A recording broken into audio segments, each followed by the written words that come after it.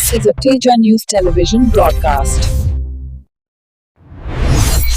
Tailor సంక్షేమానికి ప్రత్యేక సంక్షేమ బోర్డు ఏర్పాటు చేసి ప్రభుత్వం టైలర్లను ఆదుకోవాలని కోసిగి మండల టైలర్స్ యూనియన్ నాయకులు వీరేషు, కృష్ణ, నర్సారెడ్డి, తిక్కయ్యలు డిమాండ్ చేశారు. శనివారం టైలర్స్ డే సందర్భంగా మండలంలోని మార్కండేయ దేవాలయంలో సమావేశం నిర్వహించి కేక్ కట్ చేసి శుభాకాంక్షలు తెలియజేసుకున్నారు.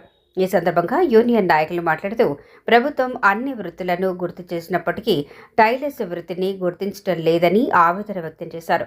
ప్రస్తుతం టైలర్ల పరిస్థితి దారుణంగా ఉందని, గ్రామాల్లోకి రెడీమేడ్ దుస్తులు అధికంగా రావడంతో టైలర్లకు ఉపాధి అవకాశాలు తగ్గుతున్నాయని పేర్కొన్నారు. చాలా కాలంగా ఈ వృత్తిలో కొనసాగుతున్న వారు వేరే వృత్తులకు మారలేక, ఉన్న వృత్తిని వదులుకోలేక తీవ్ర ఇబ్బందులు ఎదుర్కొంటున్నారని పేర్కొన్నారు. ఇప్పటికైనా ప్రభుత్వం స్పందించి టైలర్ల సంక్షేమం కోసం ప్రత్యేక బోర్డు ఏర్పాటు చేయాలని, 50 సంవత్సరాలు నిండిన ప్రతి టైలర్కు పెన్షన్ సౌకర్యం కల్పించాలని, పక్కా గృహాలు నిర్మించాలని, ఇళ్లు లేని వారికి ఇళ్ల స్థలాలు మంజూరు చేయాలని ప్రభుత్వాన్ని కోరారు. ఈ కార్యక్రమంలో మండలంలోని పలువురు టైలర్లు పాల్గొన్నారు. టైలర్లకు ఉపాధి కోల్పోతా ఉన్నాం.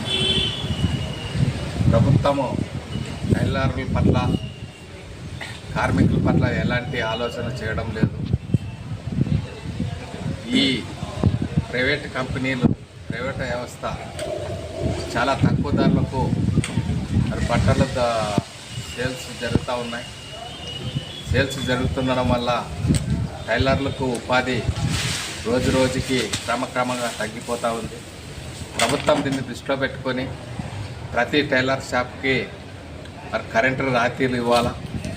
అట్లాగే 50 సంవత్సరాలు నిండిన వాటి టైలర్స్కు జీవనం భారంగా మారుతుంది కాబట్టి ఆ కుటుంబాలకి ఆదుకునేందుకు ప్రతి టైలర్ కార్మిక కుటుంబానికి పింఛన్ సౌకర్యం ఎలాంటి షరతులు లేకుండా, సొసైటీతో సంబంధం లేకుండా మరి ఈ కార్మికులకు 50 సంవత్సరాల పింఛను అమలు చేసిన బాధ్యత ప్రభుత్వం పైన ఉంది.